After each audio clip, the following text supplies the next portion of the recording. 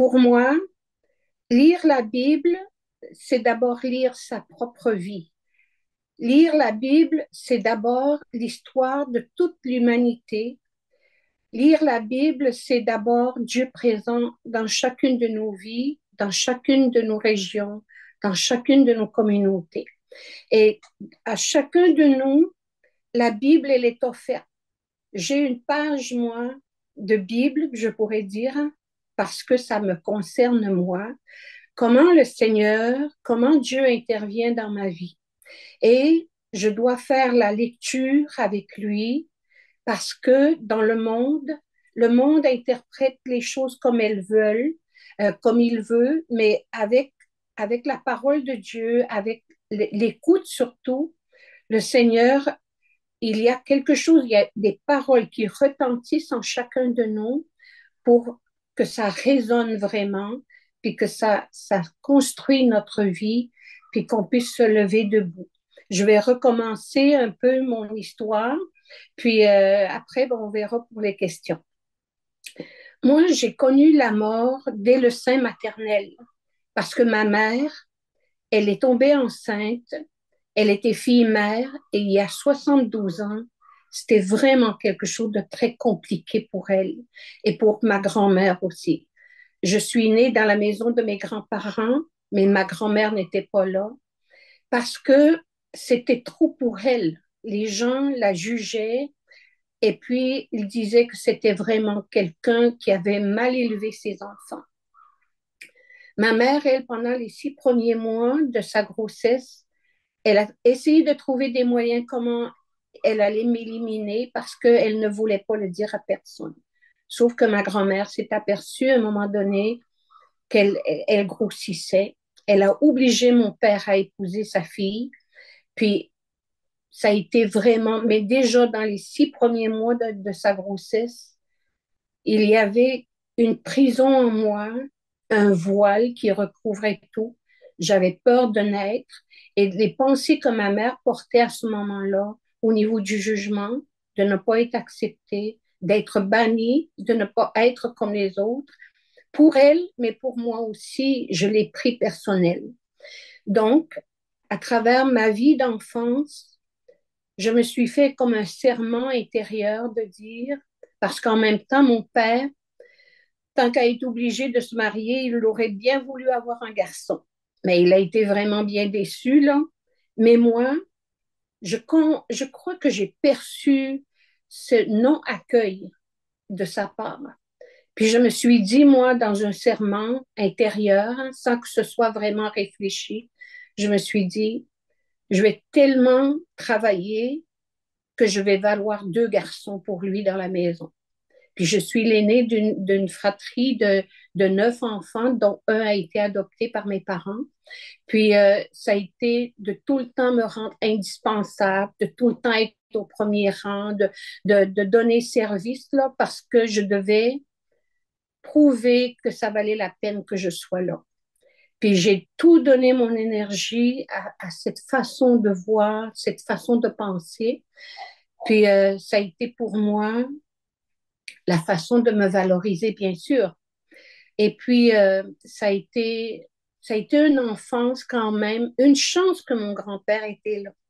Je crois sincèrement que dans la vie de chacun de nous, même si, admettons, moi, mes parents m'ont aimé, c'est sûr, mais il y a déjà eu une coupure, une blessure très grande venant de ma mère, que je n'ai pas été capable de vraiment faire le lien avec elle. Il y avait comme une distance qui existait, mais avec mon grand-père, c'était très différent. Lui, c'était vraiment d'une façon inconditionnelle. J'ai senti ce regard-là sur moi pendant mon enfance. Et je crois que dans chacune de nos vies, il y a toujours une personne nous est destinée pour nous dire qu'on est aimé, puis qu'on vaut la peine. Hein. Puis moi, mon grand-père, je l'ai perdu, j'avais 10 ans. Mais il me semble que le travail qu'il avait à faire avec moi, ben, un travail ou une présence, je dirais, il y avait quelque chose de base qui était là parce que je pouvais toujours avoir comme une référence de dire, moi, j'ai été aimée, je suis aimée par mon grand-père.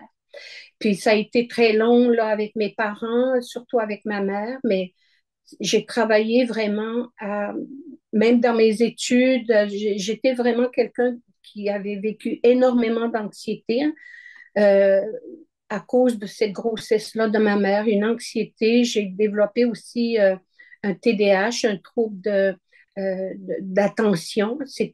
Notre cerveau est toujours surchargé. Puis un jour, je suis allée faire un test pour voir si j'avais un TDAH. J'étais quand même assez âgée, là. Je suis allée faire un test pour un TDAH, puis j'ai emmené trois de mes petits-enfants. Je doute aussi qu'eux autres avaient ce problème-là parce qu'ils avaient des difficultés à l'école. On s'en va donc à Longueuil, on passe des tests. On avait comme des casques là, avec des fils comme les astronautes. Là. Je mets ça, puis mes petits-enfants aussi. Puis ils nous donnent les résultats après, puis la femme qui était là me dit, ah, vous savez, vos petits-enfants, là, euh, ils ont vraiment un problème d'anxiété, puis surtout de troubles de l'attention. Puis il me pointe un qui était vraiment plus en difficulté. Il dit, lui, là, il est plus en danger que les autres. Puis il dit, Madame Grégoire, je veux vous confirmer que vous aussi, vous avez un TDAH. Votre cerveau fonctionne comme quelqu'un qui a une entreprise. Elle dit parce que quelqu'un qui a une entreprise, c'est quelqu'un, sa tête est toujours surchargée. Bon, comment les ventes vont se faire, comment rejoindre les clients, puis tout ça. Il dit, c'est toujours présent dans sa vie. Mais il dit, je veux vous dire que vous, là, vous avez une entreprise internationale. Ça veut dire la tête, là, vraiment, c'est vraiment envahissant. Mais je sens que ça vient vraiment au niveau de mon enfance, ça, ce surcharge de vouloir prouver, de tout le temps être super vigilante, hein, de tout le temps être sur le qui-vive. C'est qui va venir m'attaquer? C'est qui va vouloir pour que je ne vive pas? C'est présent, c'est comme ancré, comme des empreintes très profondes en moi. J'ai grandi comme ça. Puis je suis allée aussi externe à un pensionnat.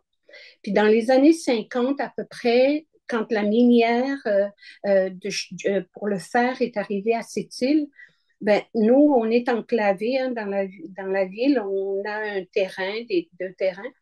Puis les gens, le gouvernement a décidé qu'ils allaient nous déménager à Maliotenam, qu'on devait partir pour laisser les terres à ceux qui venaient. Là.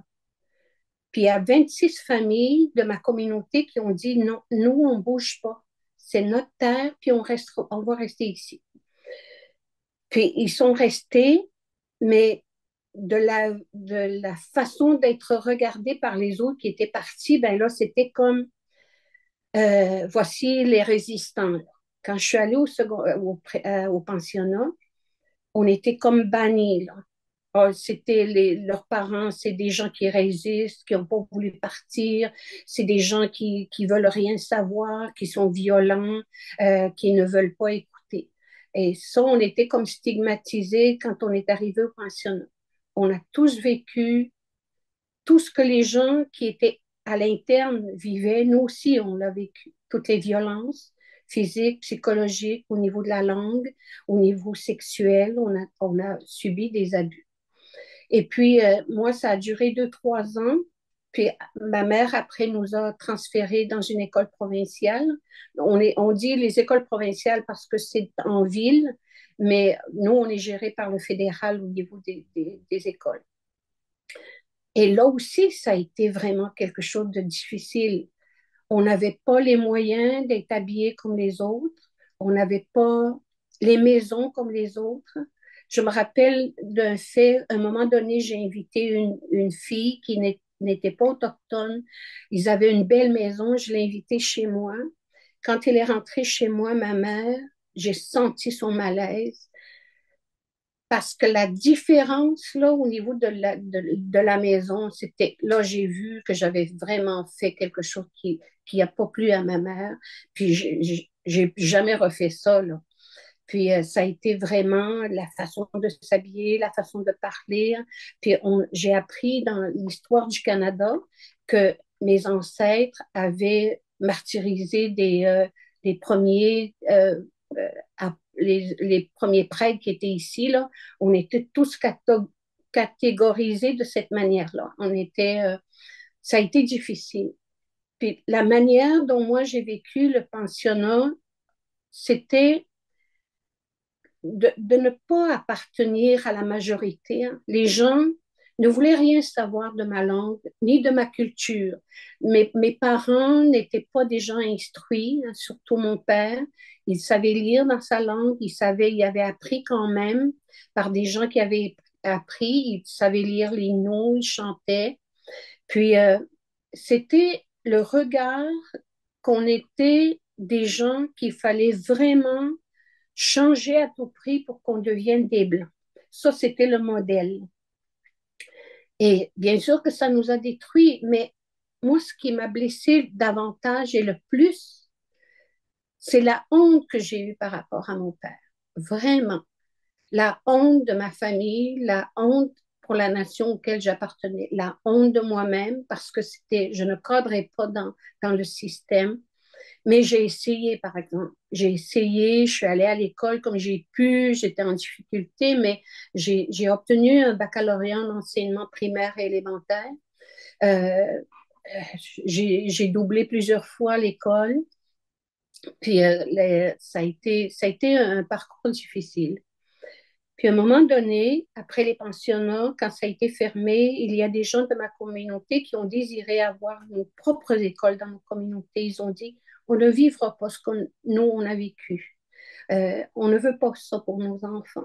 Puis on est la première communauté autochtone qui avons pris la prise en charge de son éducation dans notre communauté.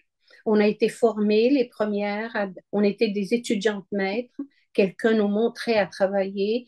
Puis ça, je trouve, en tout cas, c'était une très belle formation parce que on regardait l'autre faire, on apprenait dans le tas, mais en même temps dans les classes avec les enfants. Puis ça a été vraiment quelque chose pour moi d'important. Puis après mes études, c'est ça. Ben, mais au primaire, là, quand j'étais primaire, secondaire, j'étais vraiment. euh, je m'appartenais pas. Là, je me cherchais, je me suis toujours cherchée parce que on ne reconnaissait pas la personne que j'étais. On ne reconnaissait pas mes valeurs. Puis là, je me suis dit, moi, là, jamais j'épouserai un blanc. Non, c'est ça, là, non. Ben, il faut jamais dire jamais. Hein, j'ai épousé un Québécois. Ça fait 50 ans qu'on est ensemble. Puis, on a des enfants ensemble. On est grands-parents de 22 petits-enfants et deux arrières. Comme de quoi, il faut jamais dire jamais. Puis, en même temps, ben, c'est ça. Ça a été vraiment une belle aventure, faite de concessions, de dire, OK, ça ne va pas vraiment, mais je vais adhérer. Puis il faut faire beaucoup de concessions hein, quand on épouse quelqu'un d'autre. Mais moi, quand je me suis mariée, ça a pris, ça a pris 6 ans pour que je sois dans la maison de mon mari, la maison qu'on avait achetée, que ce soit chez moi.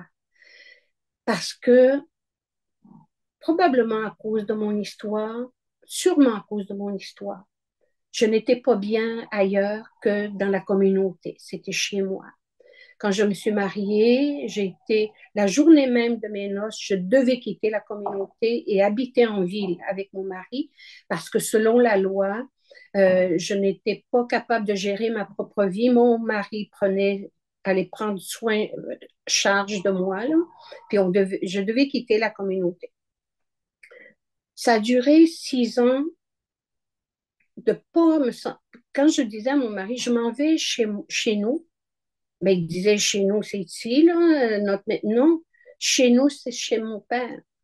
C'était, j'avais un besoin viscéral d'aller quasiment tous les jours, là, aller voir mes parents, aller voir ma grand-mère. Puis c'est ça fonctionnait comme de cette manière-là pendant plusieurs années.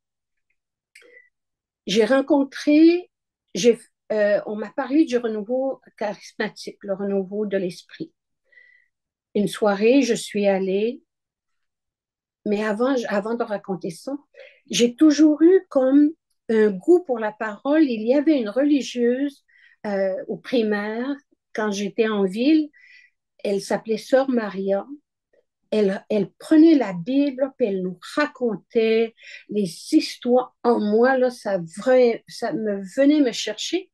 Ça me faisait penser beaucoup aux légendes de ma communauté parce que les légendes, nous, c'est très présent quand on se couche, soit dans une tente ou à la maison. Mon grand-père racontait les légendes, puis on crée comme un genre, ça, c'est au niveau de la mémoire, on explique le monde tel que perçu par les Inuits, comment les animaux sont nés, tout ça. C'est vraiment euh, comme des paraboles. Puis c'est ça, pour revenir où ce que j'étais rendue là, pour revenir à mon histoire avec Sœur Maria, ben c'est ça, ça a été vraiment quelque chose que j'ai beaucoup aimé. Puis au niveau du renouveau, je suis allée une première fois et puis j'aimais la manière de prier, la manière là, que ce soit spontané, mais quand est arrivé le chant en langue, là, non, ça passait pas. Je me suis dit, ben, je me trouve où, là, avec quel genre de des phénomènes, là, qui chantent une langue que je comprends pas. Puis là, je me suis dit, non, je retournerai pas. Je suis pas allée pendant un an de temps, mais ma mère, elle a commencé à aller, elle avait été invitée, tout ça. Là, je lui disais, tu fais attention, là, tu sais pas dans quoi tu es embarqué. Ah, puis elle me disait, si tu savais, Laurette, comment je me sens bien, ça me rejoint, la parole, tout ça. En tout cas, j'ai dit, fais attention, hein, tu es ma mère, là, c'est pas moi qui va décider pour toi. Elle décide qu'elle part à la chasse pendant 3 mois de temps avec mon père en forêt. Puis elle me dit, ben, je suis l'aînée, hein, c'est moi qui rends service, là, comme j'ai toujours fait. Elle me dit, j'aimerais que tu puisses aller à ces réunions-là. Tu prendras des notes, puis quand je reviendrai, tu me racontes tout. Ben, c'est moi qui ai été pris. Le Seigneur a conquis mon cœur. J'ai suivi des séminaires, puis ça a été vraiment une démarche là, petit à petit, pas à pas, hein, comme je suis très, très craintive, là, ça prend vraiment quelqu'un de grand pour m'apprivoiser. Puis ça a été vraiment quelque chose qui a été vraiment important pour moi dans ma vie, le renouveau. Puis quand ma mère est arrivée, ben, je suis allée avec elle. Ça a été vraiment quelque chose d'important. Quand est arrivée la première fois qu'il y a eu comme on dit, euh, au niveau de l'effusion de l'esprit, moi, là, mon parcours, je le connais, le Seigneur me connaît, j'ai besoin de signes extraordinaires, puis je sais qu'il va me les donner, c'est impossible, là, parce que les gens témoignaient qu'ils avaient ressenti de la chaleur, comment ils avaient senti cet amour-là venant du... Il m'impose les mains, rien ne se passe. Je sens rien. Là, la colère monte. Je m'assois là en arrière, puis là, je me dis, attends, moi, je ne reviendrai pas, c'est pas vrai. C'est des mensonges, cette histoire-là. Je dis au Seigneur, tu es un menteur, c'est même pas vrai. Les autres sentent des choses, puis pas moi. Voyons là. Puis là, il y avait un prêtre avec lequel là, il était souvent là, il était vraiment un accompagnateur. Il me dit, ça va? J'ai dit, non, ça va pas, je reviens pas là, demain, là, ça va être fini. Là, il dit, on peut-tu se rencontrer? D'accord. Puis là, il dit, raconte-moi. Là, je lui raconte ce qui s'est passé. Je dis, j'ai rien senti, là. Si- je- Dans ma tête, c'était, s'il y en a une, là, qui devrait vraiment ressentir quelque chose, c'est bien moi. Hein, c'est vrai. Je, mais c'était pas ça. Là, il dit, OK, on va prendre la parole. On va prendre, quelle est la parole que le Seigneur te donne? Et on la parole. Et Dieu dit à Abraham, quitte ton pays, ta famille et la maison de ton père, et je te montrerai un autre pays. Et il me dit, Laurette, le Seigneur te demande, Est-ce que tu cherches un Dieu, toi, qui fait des miracles à tout bout de champ à chaque fois que tu vas lui demander? Le Seigneur qui est sur la croix, là, est-ce que tu choisis lui ou bien celui qui fait des miracles? J'ai dit, celui qui est sur la croix. Ça a été un pas là pour moi.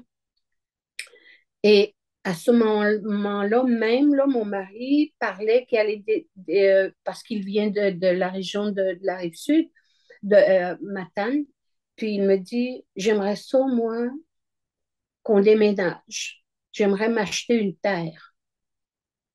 Et quitter mon pays, là, la communauté, là, pour aller là-bas où je connais personne. J'ai jamais vu une carotte pousser, j'ai jamais vu des vaches. Oh là, c'était comme trop. Mais en même temps, avec la parole, j'ai dit au Seigneur, OK, j'accepte. Je vais suivre mon mari.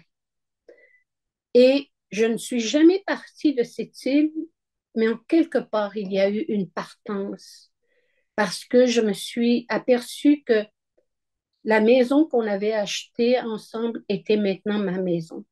Le Seigneur avait coupé quelque chose qui était vraiment noué très, très fort dans ma vie.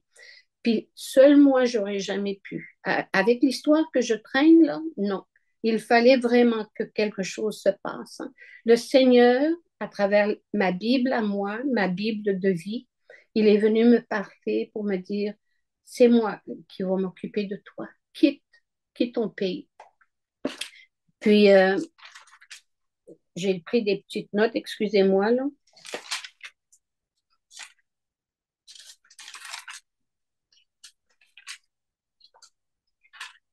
Quand, euh, quand j'ai élevé, c'est ça, j'ai adopté des enfants. J'ai fait 3 fausses couches dans ma vie. Là, je me disais, est-ce que se peut-il qu'à travers ce que j'ai subi, je porte tellement la mort que les enfants qui sont dans mon sein ne peuvent pas arriver? En tout cas, c'est le questionnement que j'avais. Puis quand j'ai rencontré le médecin, il me dit, ben, il va falloir vous reposer 1 an, là. Après ça, ça prend à peu près bon, 9, 10, 11 mois avant que je tombe enceinte. Moi, je trouvais ça trop long. Je- j'ai décidé d'adopter un enfant. Mon père, qui est Naskapi, il vient de, de Kuujjuaq, hein. Il a été adopté par un Innu de Washa. Il s'en va là-bas, lui. Il me trouve un enfant que les parents ne pouvaient pas garder, puis elle était souvent hospitalisée à cette île. Il me dit, c'est une adoption traditionnelle. Ça veut dire qu'on ne passe pas par les papiers. Les parents te le donnent, te donnent leur fille pour que tu l'élèves. OK? Puis là, je fête ma première année d'anniversaire de mariage. J'ai une fille de 3 ans à côté. Puis c'est ma fille aînée. Et après, mon mari me dit, mais c'est extraordinaire d'avoir un enfant, euh, 3 ans, pas de couche, tu te lèves pas la nuit, ça se mange tout seul quasiment. Bon, il dit, si jamais on adopte, ben, ce serait peut-être bien si on choisissait à peu près cet âge-là. OK, c'est correct. Ma tante qui travaillait au service social m'appelle un jour, je travaillais à l'école, puis là, il me dit, Laurette, il y a un enfant en adoption, la mère ne peut pas repartir avec lui à Natashquan parce que les grands-parents ne veulent pas avoir l'enfant. C'est une fille-mère. J'ai dit oui, il dit, il a 3 jours. Oui, je veux. Puis là, mon mari arrive le midi, puis là, je dis, bon, OK, là, j'ai pas le temps, là, on n'a pas le temps de manger, viens-t'en, il faut que j'aille au magasin.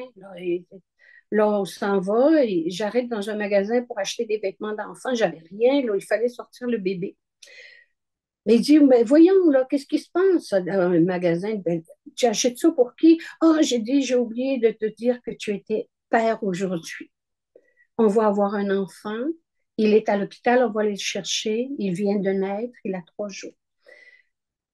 Là, quand j'ai amené l'enfant à mon père, là, il était vraiment content. C'était vraiment une belle fête pour nous, puis ça a été extraordinaire.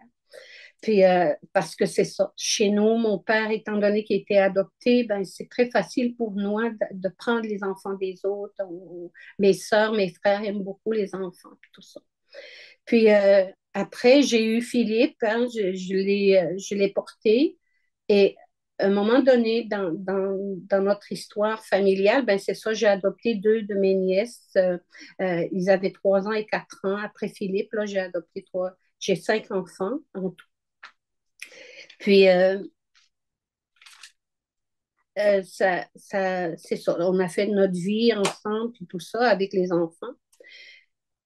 Euh, dans les drames qui sont arrivés chez nous, dans ma famille et dans la mienne, euh, j'ai un de mes frères qui a commis un meurtre en 86. Ça a été vraiment là, une bombe là, qui est tombée sur notre famille. Ça a eu des conséquences sur mon père, sur ma mère, sur toute ma famille. Puis il y avait tout le monde était paralysé par ça. Puis ma grand-mère est venue, j'allais partir le lendemain, ma grand-mère est venue à la maison, puis j'étais en train de préparer mes valises pour le lendemain matin. Il y a des personnes qui sont arrivées, ils étaient à peu près une vingtaine de personnes, mes tantes, des cousins, ils accompagnaient ma grand-mère. Puis ma grand-mère m'a dit, Laurette, ta mère a besoin de toi, ton frère vient de commettre un meurtre, ils ne savent pas où il est, on pense qu'il est en train de vouloir se suicider, puis il faut que tu ailles. Je me suis levée, je suis allée voir ma mère. Elle était vraiment là, elle était assise, elle était paralysée. Mon père ne parlait pas. Puis, ils n'avaient pas encore retrouvé mon frère. Puis là, j'ai dit à ma mère, euh, tout d'un coup, les policiers ont appelé pour dire qu'il avait été hospitalisé, il avait tenté de se suicider. J'ai dit à ma mère, c'est moi qui vais aller. Je suis partie à l'hôpital. Puis, bien sûr que je ne pouvais pas le voir. Déjà, il y avait des policiers postés à la porte. Puis, j'entendais le, le, le médecin crier après lui, là. Il n'était pas en train de soigner un patient, il était en train de soigner un meurtrier. Et ça faisait toute la différence à mes oreilles. Tout d'un coup, j'ai vu un médecin passer que je connaissais. Il venait aux soirées de prière. Puis là, je lui ai demandé s'il pouvait prendre mon frère comme client, là, comme patient. Il me dit lequel. Ben, j'ai dit celui qui est en arrière de la porte ici. Là. Il a resté un peu sous le choc. Puis il m'a dit, c'est d'accord. Moi, je faisais les 100 pas là, dans le corridor. Et puis, comme la mort, moi, dans ma vie, a toujours été présente parce que je me suis toujours dit, la meilleure chose qui pourrait m'arriver devant les douleurs que j'ai vécues, c'était, ou bien quand quelqu'un saute, vaut mieux qu'il meure, hein? Ça arrangerait les choses, comme ma mère avait dit de moi. Si elle meurt, ça arrangerait bien les choses. C'était dans ma tête, ça. Puis en me promenant dans les corridors, je dis, vaut peut-être mieux qu'il meure, mon frère. Comme ça, il aura payé une dette, il a enlevé la vie de son épouse, puis ce sera comme un peu lavé, hein, ce qu'il avait commis. On est une petite place ici, tout le monde était au courant, tout le monde le sait. Puis là, je me promène, je fais les 100 pas. Puis là, je dis au Seigneur, c'est peut-être mieux qu'il meure, tu vois. Ce serait, ce serait bien pour mes parents, pour lui surtout, parce que je me demande s'il va être capable de porter ça dans, dans sa vie, toute sa vie. Là. Et il vient une motion dans mon cœur. Le Seigneur me parle parce que je sais c'est impossible que ça vienne de moi. Il me dit, le jour où ton frère est né, je l'ai aimé. Et aujourd'hui, malgré ce qu'il a fait, je l'aime.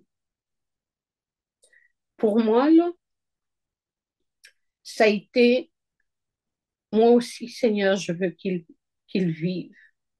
J'ai accepté qu'il soit là jamais, je sais qu'il a fait quelque chose de terrible, hein, des gestes monstrueux contre une autre personne, mais c'est mon frère. Puis pour ma mère, c'est son fils. On est, on est au courant de ce qu'il a fait. Le geste est terrible. Il avait deux filles. C'est les deux filles que j'ai adoptées après mes nièces parce que leur mère était décédée. Puis on a fait des demandes d'adoption. Ma mère est venue me voir puis elle m'a dit, j'aimerais, si ça te dérange pas, que tu les prennes, que tu les adoptes. C'est ce que j'ai fait, là. Pas pour seulement pour ma mère, mais pour les enfants, pour mon frère aussi, pour moi. Puis j'avais la capacité de les prendre. J'avais quand même euh, une maison où je pouvais les accueillir. Puis mon mari était d'accord. Puis on les a pris.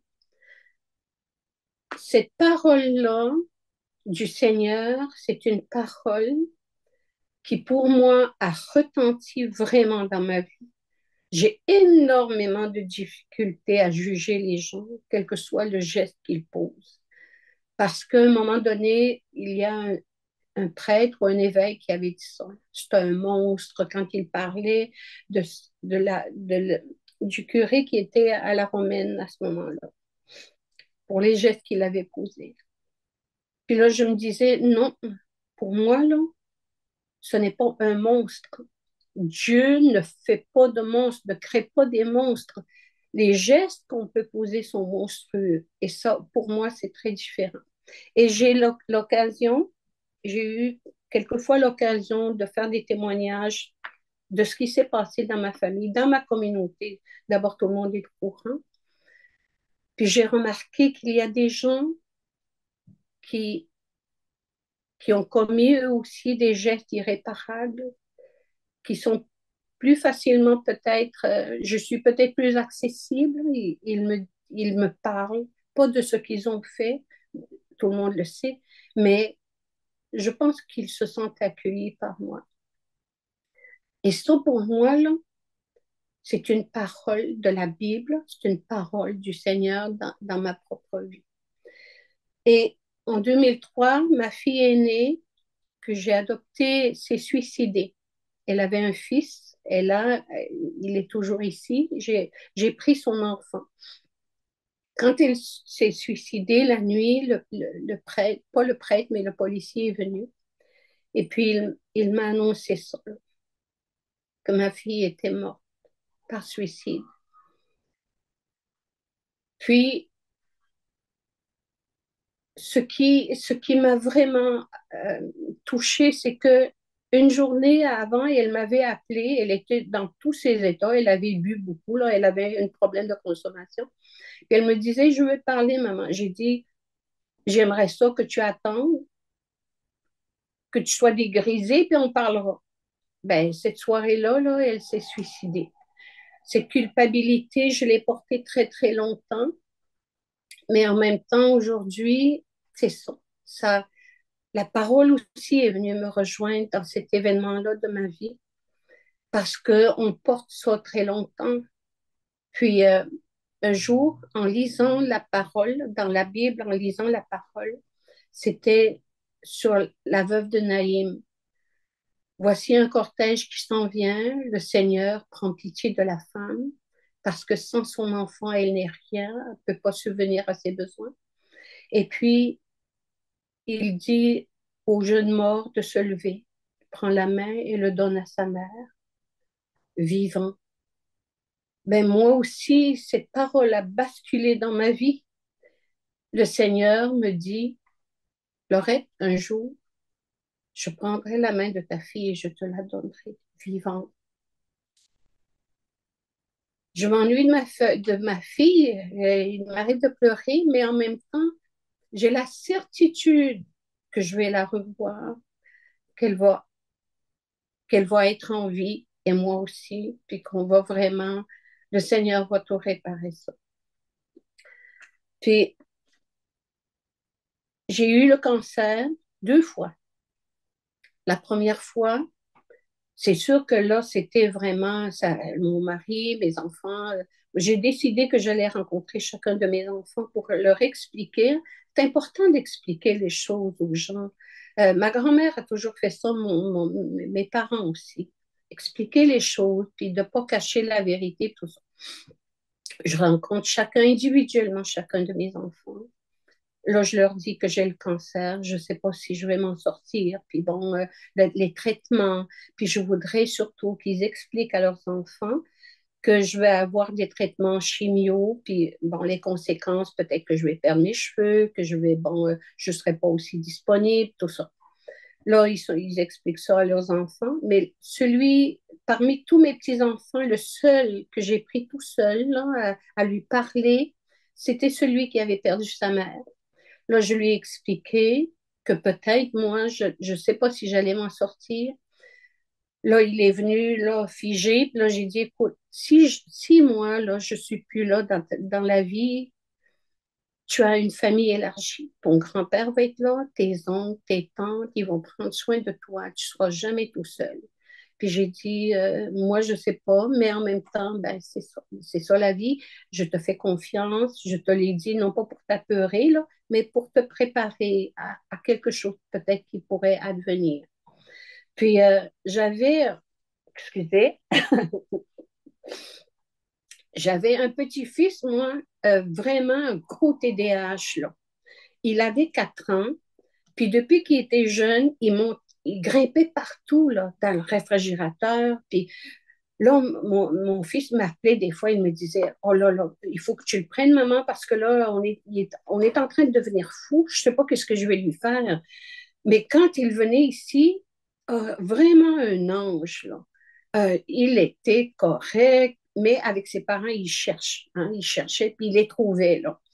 Puis il venait coucher avec moi, son grand-père déménageait, puis moi, je l'endormais en chantant une berceuse. Ah, il aimait ça, puis il s'endormait. Puis il était vraiment très actif. Puis il était très, très présent avec moi. Un attachement très particulier, hein. Quelquefois, dans nos petits-enfants, on dirait qu'il y en a un qui est plus en difficulté, on le devine, puis bon, on crée un lien. Et puis, quand, quand j'ai perdu mes cheveux, là, moi, tout rasé mes cheveux parce que là, je ne voulais pas avoir des touffes, là, avoir l'air plus folle que, que j'allais être. Là, je perds tous mes. Je fais raser ça. Il n'y a plus de cheveux. Je les invite à manger. Moi, je leur avais expliqué à vos enfants que peut-être j'allais perdre mes cheveux. Ils rentrent à la maison, là, il s'appelle Isaac. Il rentre à la maison en me voyant, il est en état de choc. Là, je remarque ça. Il longe les murs, il me jette des coups d'œil, puis quand je veux le regarder, il baisse la tête. Là, il est vraiment là. Ouf, c'était vraiment quelque chose. Là, il longe, je fais semblant de rien, puis, mais je sais ça va pas. À la table, oh, il est face à moi, il me jette des coups d'œil, il mange pas beaucoup, il me regarde, puis là, il sait plus quoi faire. Moi, je fais semblant de rien, je parle à tout le monde, mais lui, je lui parle pas. Tout d'un coup, là, il prend la parole. Il me dit, t'es donc bien laide, t'es vraiment pas belle, là. Là, sa mère essaie de le faire taire, puis là, lui dire, oh non, non, il ne fait pas ça, Isaac, là, tu vas faire de la peine à ta grand-mère. J'ai dit non, 4 ans. J'ai dit, t'as quel âge, toi? 4 ans. Si à 4 ans, tu es capable d'émettre une opinion comme celle-là, ben, j'ai dit, je vais te répondre. J'ai dit, c'est vrai que je me sens pas belle, moi non plus, quand je me regarde, là, pas de cheveux sur la tête, là, hein, le matin, là, c'est pas vraiment réjouissant. Puis j'ai dit en même temps, tu vois, tu es très malchanceux parce que la grand-mère de Caillou, elle a des cheveux, elle, mais pas toi. Hein? J'ai dit, ta grand-mère a perdu ses cheveux. J'ai dit, j'ai demandé à tes parents de t'expliquer le traitement qu'il allait avoir, comment c'était, que ça allait être dur, parce que celui qui est en train de m'attaquer, là, les cellules qui sont en train de m'attaquer, ben, il faut des médicaments très, très forts. J'ai dit pour l'enrayer, là, pour qu'il le tuer, là. Mais j'ai dit en même temps, le médicament, il n'est pas si intelligent que ça parce qu'en même temps, il tue des cellules, admettons comme mes cheveux, là. Il tue ça, là. Puis j'ai dit, je perds mes cheveux. Puis j'ai dit, en même temps, il y a quelque chose que je veux que tu comprennes. Je veux que tu saches, quels que soient les médicaments plus forts encore qu'ils pourraient me donner, jamais l'amour que je porte pour toi ne mourra. Ces médicaments-là, ils ne peuvent pas enlever l'amour que je te porte. On aurait dit que c'est ça qu'il attendait, lui. Oh, il a commencé à manger, c'était fini, là. Il avait comme compris quelque chose. À 4 ans, il avait compris quelque chose de, de grand pour lui, de grand pour moi aussi, hein. Puis ça a été vraiment une belle expérience. La deuxième fois que j'ai eu le cancer, à peu près 7 8 ans après, c'était pas c'est pas une récidive, c'est un autre cancer. Euh, Là, j'ai demandé au Seigneur, dis-moi, comment ça va se passer quand je vais mourir? Comment ça se passe, hein, la traversée? Comment le départ, ça se fait comment ça? Je fais un rêve, le Seigneur me parle à travers un rêve. Je rêve de ma mère était déjà décédée. Oh, je voulais vous dire aussi, quand ma fille est décédée, je suis allée voir, ma mère était déjà partie, était décédée. Je suis allée voir une aînée dans ma communauté qui avait perdu un fils par suicide. Puis là, j'ai dit, j'ai besoin de toi. J'aimerais que tu viennes. Je voudrais que tu sois dans ma maison, que tu m'accompagnes parce que ma mère n'est pas là. Elle a accepté. Elle a été là, vraiment, m'accompagnant. Puis vraiment, là, on était. Puis j'ai un attachement très particulier pour ces petits-enfants, pour ce qu'elle m'a donné un jour qui se perpétue. Pour moi, c'est très vivant encore. Elle est décédée maintenant, Anne, mais c'est vraiment un cadeau extraordinaire que j'ai eu dans ma vie d'être accompagnée par quelqu'un qui écoutait, qui regardait.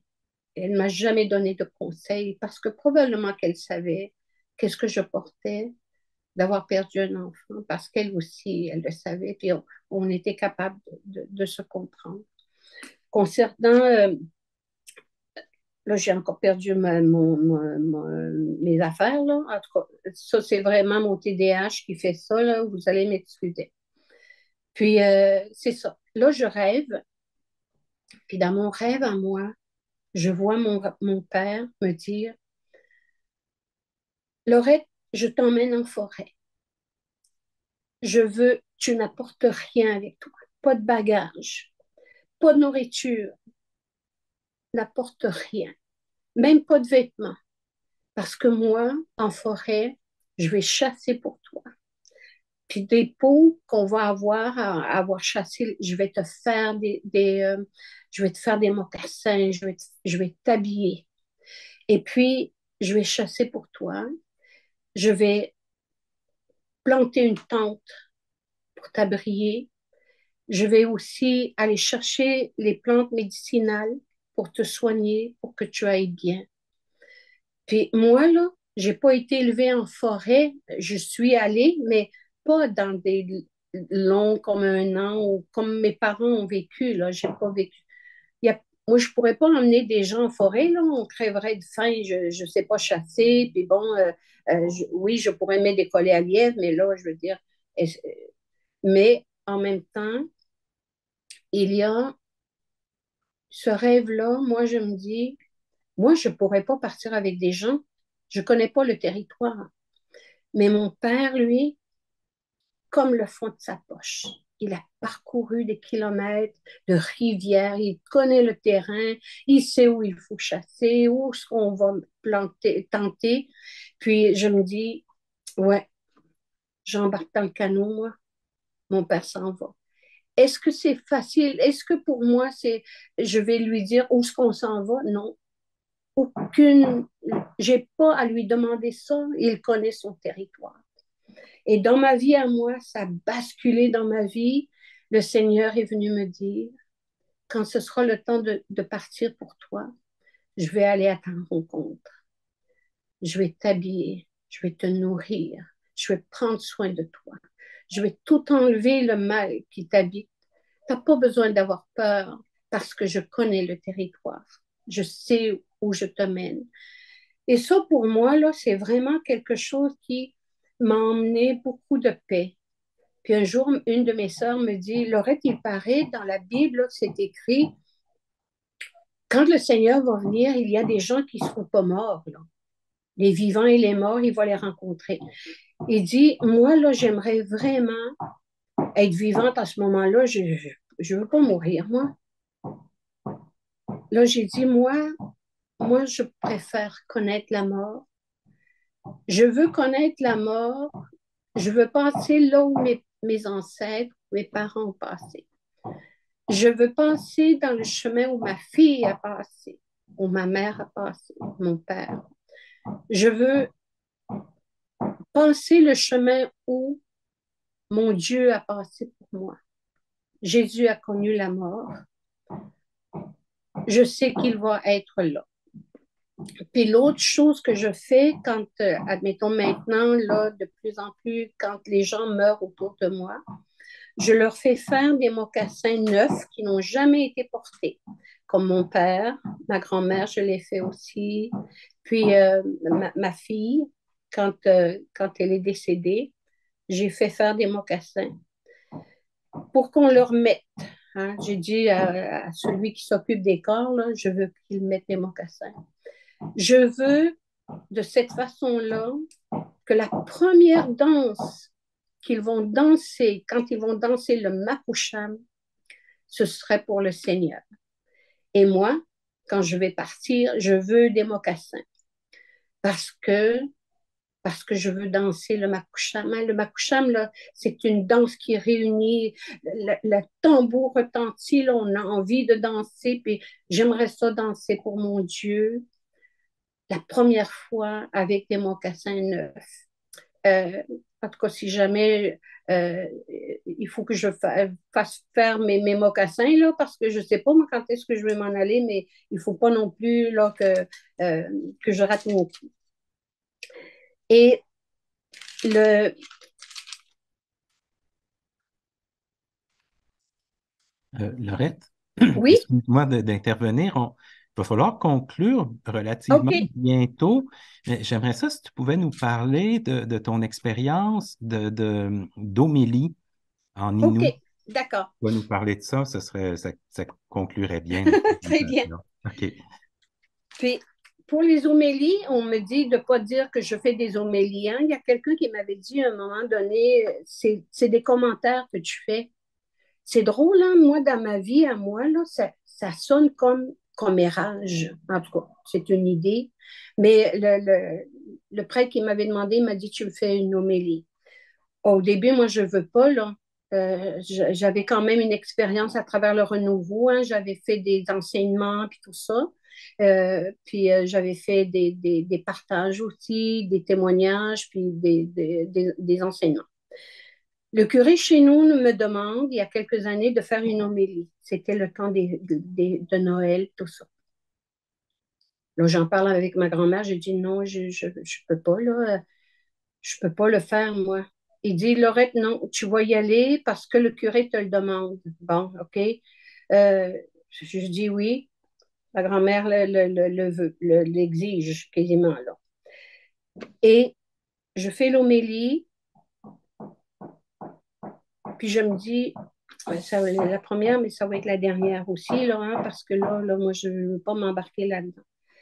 En sortant de l'église, un aîné m'arrête, puis il me dit, Laurette, c'est la première fois que j'entends la parole qui me parle à moi.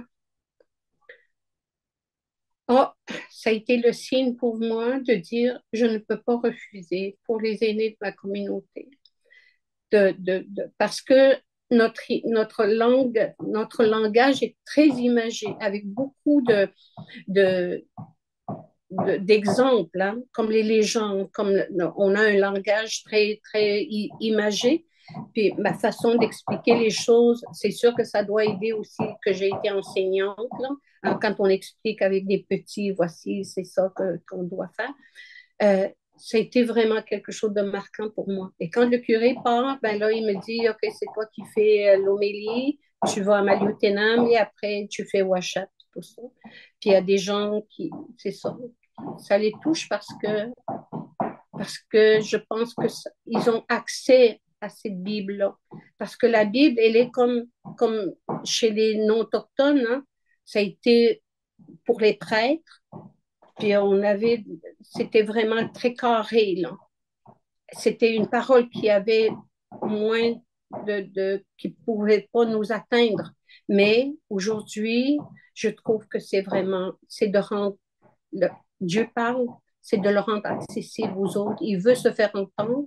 Et pour moi, là, c'est ce que j'ai à faire là, dans ma communauté. Puis l'autre petite chose que je vais rajouter, je viens de prendre ma retraite.